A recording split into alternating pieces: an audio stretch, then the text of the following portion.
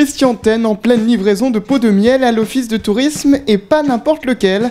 Cet apiculteur produit le miel de Carcassonne grâce à 80 ruches implantées en ville, sur l'île de la Cité et à Montleguin, sur des sites prêtés par la mairie dans le cadre d'un plan de préservation de la biodiversité.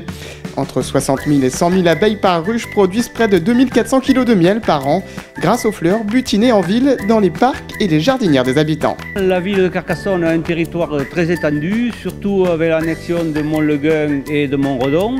Et sur ces territoires-là, aussi bien que sur l'île de Carcassonne et autour de Carcassonne, il existe beaucoup de milieux naturels, avec des plantes naturelles, des ronces, des lauriers sauces qui poussent au bord d'eau, des acacias, etc., etc., plus toute la végétation qui sont dans les jardins, parce que Carcassonne est une ville très étalée, avec beaucoup de pavillons, et dans ces pavillons, tout le monde a le plaisir de mettre des fleurs.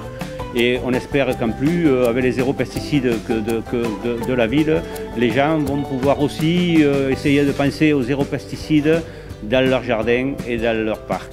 Un miel 100% carcassonnais vendu pour le moment dans 2 offices de tourisme de la ville, mais il intéresse aussi un épicier venu rencontrer le couple d'apiculteurs. Au mois de janvier, nous reprenons avec mon conjoint donc l'épicerie Primeur avec Moussossou. Nous recherchons des fournisseurs de qualité et donc voilà, nous cherchons à avoir la possibilité de mettre en place ces produits locaux. C'est génial, moi j'adore. J'adore tout ce qui est naturel et des gens comme ça qui font des produits de qualité. Un intérêt aussi du côté de la population. Depuis sa mise en vente il y a 10 jours, c'est un vrai succès avec plus de 300 pots vendus, se félicite la directrice de l'office de tourisme, qui y voit aussi un moyen de donner une autre image de la ville. Pour nous, c'est vraiment important au niveau du développement touristique de montrer que Carcassonne, c'est aussi une ville où il y a plein de choses au niveau de la biodiversité, des activités, et puis surtout la nature qui est à l'intérieur de la ville. Et effectivement, il y a de quoi dérouter les touristes pour qui l'image de Carcassonne est rattachée au cassoulet, comme le confirment ces touristes belges. Du miel en pleine ville, c'est étonnant.